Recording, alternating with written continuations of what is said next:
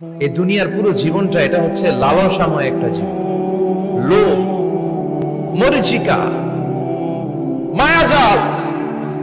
এই মায়াজালে আমরা আটকে আছি, ফলে মৃত্যুর কথা আমরা ভুলে গিয়েছি।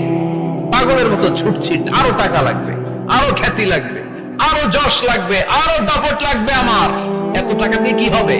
এত সম্পদ দিয়ে কি হবে? এত ব্যস্ততা দিয়ে কি হবে? তোমার স্টপ, থামুন, অনেক হয়েছে। আন্না,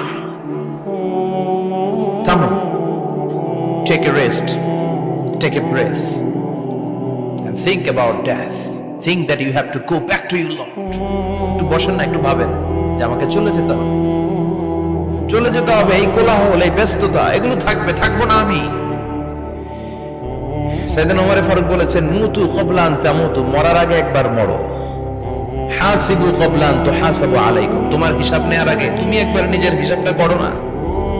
কাগজ বের করে একটু লিখো না, কি কি ভালো কাজ করছিলা, যেগুলো দিয়ে নাজাতের ওসিলা হতে পারে। 1 2 3, আর কি কি আকাম কুকাম করছো দেখো না, লিখে দেখো তোমার অবস্থাটা কি। মরার আগে একবার মরো। মরার আগে খাটের মধ্যে শুয়ে শটান করে চোখ বন্ধ করে একবার মরার ভান করে দেখেন কেমন লাগে।